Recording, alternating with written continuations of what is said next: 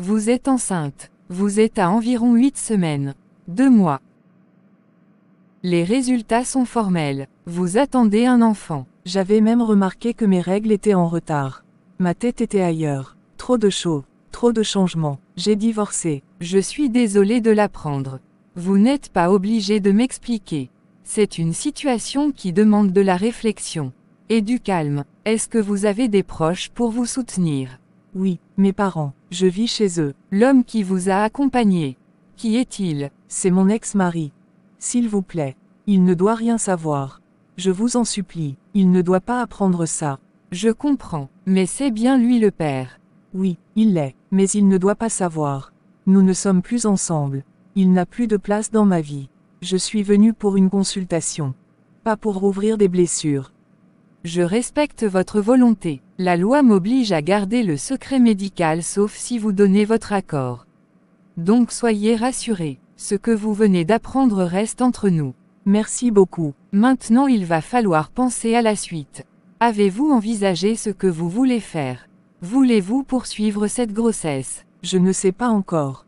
C'est normal, vous avez le temps de réfléchir. Je peux vous recommander un suivi psychologique si vous en ressentez le besoin. Et sur le plan médical nous pouvons planifier les premiers examens obligatoires si vous décidez de continuer. Merci. Pour aujourd'hui, reposez-vous, buvez beaucoup d'eau, mangez léger, et surtout, ne vous laissez pas envahir par la panique.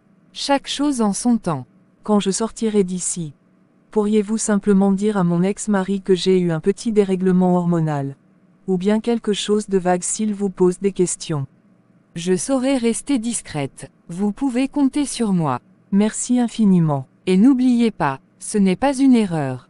C'est une vie. Que vous décidiez de la porter ou non, faites-le en paix avec vous-même. Est-ce que ça va? Qu'est-ce qu'elle a dit? Je vais bien, ce n'est pas grave, juste un petit dérèglement. Je veux rentrer maintenant. Tu es sûr que tu peux marcher comme ça? Tu es toute pâle, tu veux t'asseoir un peu? Non, c'est bon, je veux juste sortir d'ici. Mais est-ce qu'elle t'a prescrit quelque chose au moins? Donne-moi les ordonnances, je vais aller à la pharmacie. Non, laisse, je vais m'en occuper moi-même. Pourquoi? Tu ne veux pas que je t'aide? Tu me fais venir jusqu'ici, tu me fais courir à l'hôpital, et maintenant tu veux rien me dire. Tu peux au moins me montrer ce que le docteur t'a donné. Je ne t'ai pas demandé de m'envoyer ici. Tu es venu parce que tu l'as voulu. Tu plaisantes, tu étais mal, tu tremblais, comment je pouvais te laisser? Tu crois que ça me fait plaisir d'attendre sans rien savoir? Tu crois que j'ai envie de parler de ce que j'ai? Laisse tomber, je veux rentrer, c'est tout. Donc tu ne veux rien dire? Rien du tout. Je te demande ce que tu as, tu refuses de répondre. Je te demande les ordonnances, tu refuses. C'est quoi le problème? Tu caches quoi, Lydia? Je ne cache rien, j'ai dit que ce n'était pas grave. Mais alors c'est quelle maladie que tu ne veux pas me dire? Victor. Je t'en prie. Je ne veux pas parler de ça ici. Je veux rentrer. Tu ne me fais pas confiance. Même maintenant, même après tout ce qu'on a vécu, tu continues à me fermer la porte. C'est pas une question de confiance. C'est une question de limite. Toi et moi c'est fini. Ce qu'il y a dans mon dossier médical ne te regarde pas. Tu crois vraiment que je suis venu ici pour fouiller dans ta vie? Je suis venu parce que je m'inquiète. Parce que malgré tout, tu comptes encore pour moi.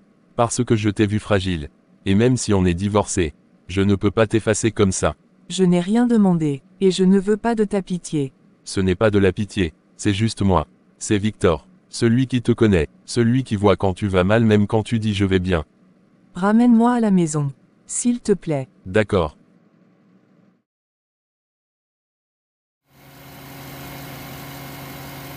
N'oublie pas d'appeler ta mère. D'accord. Pourquoi tu ne veux rien me dire sur ton état de santé? On a déjà fini de parler de ça.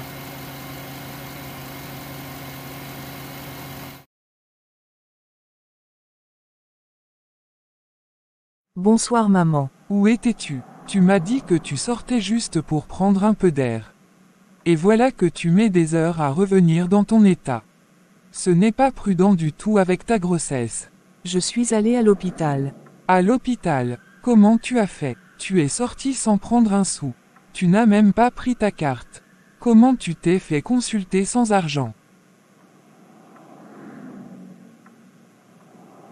Lydia, je te parle. Comment tu as payé ta consultation?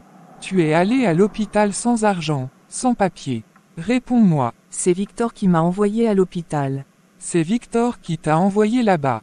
Oui maman. Est-ce qu'il est au courant pour la grossesse? Non, je ne lui ai rien dit. Pourquoi tu ne lui dis pas la vérité? C'est le père de l'enfant. Il a droit de savoir. Tu portes un enfant. Ce n'est pas rien. Ce n'est pas un secret qu'on peut garder éternellement. J'étais chez lui. Je me suis senti mal. Il m'a envoyé à l'hôpital mais il ne sait rien. Tu es en train de t'enfoncer ma fille. Tu crois protéger qui en gardant le silence. Un jour ou l'autre il saura. Et le plus tard ce sera le plus douloureux. Est-ce que tu as pu joindre papa? Non pas encore. Il doit être déchargé. Quand il reviendra, on ira tous ensemble à la police. Il est temps de savoir. De chercher sérieusement si Romaric est vivant ou non. On ne peut pas rester comme ça, dans le doute. Je vais me reposer un peu. Tu veux que je te prépare quelque chose? Non, je suis fatiguée, c'est tout. Tu sais Lydia, on ne peut pas toujours porter seul ce qu'on cache.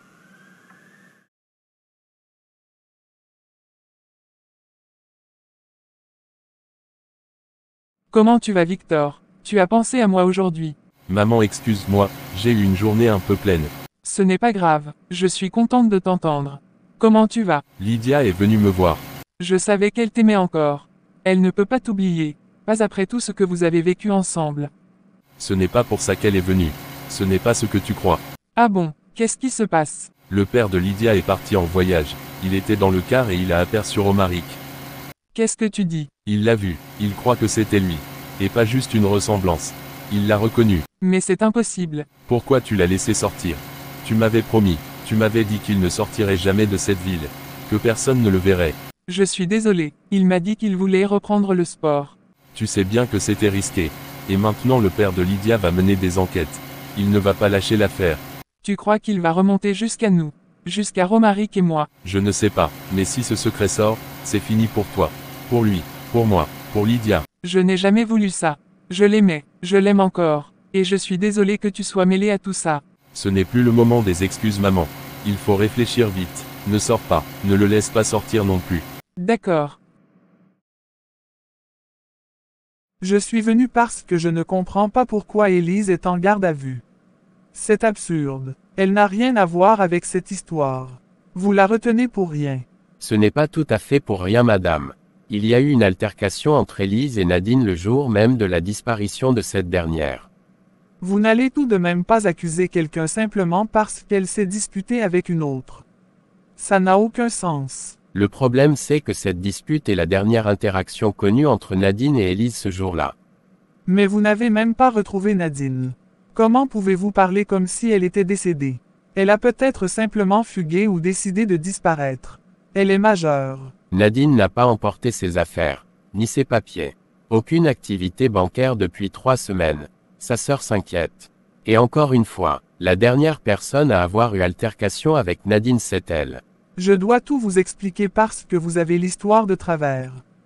Ce jour-là, c'est moi-même qui ai demandé à mon mari Samuel de déposer Élise au supermarché.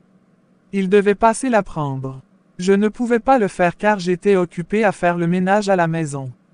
Donc c'est vous qui avez organisé le déplacement de votre mari avec elle. Oui, et c'est là que tout a commencé. Nadine les a vus ensemble dans la voiture. Elle a vu Samuel et Élise. Et je ne sais pas ce qu'elle s'est imaginé. Nadine aimait colporter des choses.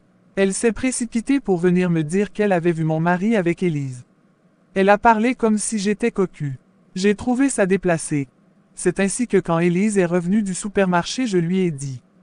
Comment Élise a réagi? Elle était énervée, et elle est partie. Donc vous confirmez la dispute. Oui, mais est-ce que vous savez combien de fois Nadine s'est-elle disputée avec des gens dans le quartier? Vous interrogez tout le monde comme vous le faites avec Élise. Je suis désolé. Mais ce n'est pas normal. Il n'y a aucune preuve. Nous cherchons, et nous interrogeons ceux qui ont un lien avec les faits. Élise, selon ce que vous-même nous dites, s'est disputée avec Nadine. Mais justement, c'est moi qui ai provoqué cette situation. Si quelqu'un doit être accusé, c'est moi, pas elle. C'est moi qui ai mal interprété ce que Nadine m'a dit. C'est moi qui ai parlé à Élise sur un ton dur. Si elle a été énervée, c'est à cause de moi. Mais elle n'a rien fait à Nadine. Nous ne disons pas qu'elle a fait du mal à Nadine. Mais jusqu'à preuve du contraire, elle reste une personne clé dans notre enquête. Elle ne mérite pas ça. Est-ce que vous savez ce que vous êtes en train de faire? Vous êtes en train de détruire une femme à cause de ragots. De coïncidence. Ce n'est pas juste. Vous devez la libérer. Est-ce que je peux la voir? D'accord. Jade, tu es venue. Comment je pourrais ne pas venir? Tu crois que j'allais te laisser ici toute seule? Non, jamais. Rien que de te voir. Ça me donne du courage. Tu ne sais pas ce que c'est ici. On te juge sans même savoir. Mais toi tu es là. Merci. Tu n'es pas seul. Tu m'entends. Je suis là, et je vais tout faire pour te sortir d'ici. C'est une promesse. Tu ne peux pas savoir comme ces mots me réchauffent. Même ma propre sœur ne m'a pas appelé. Je crois qu'elle pense que je suis coupable. Coupable de quoi? De t'être disputé avec Nadine.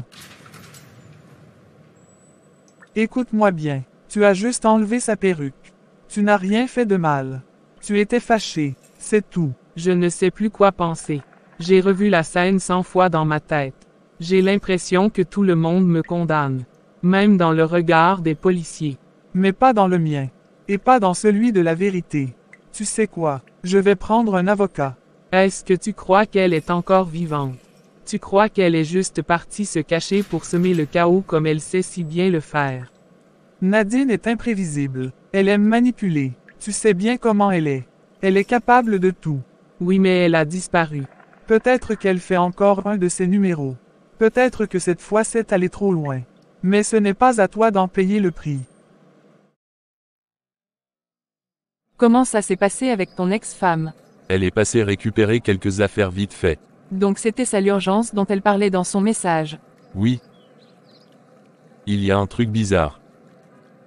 Quoi? Elle était calme, presque fragile. Elle m'a demandé un verre d'eau. Je lui ai donné, et juste après avoir bu. Et elle a rendu. Après elle s'est mise à trembler. Trembler comment? Comme une crise d'angoisse. Ou autre chose? Au début j'ai cru à une baisse de tension. Mais plus elle essayait de se lever, plus elle chancelait. Je lui ai dit que je l'emmenais à l'hôpital. Elle a refusé plusieurs fois. J'espère que tu as insisté. Je n'ai pas eu le choix.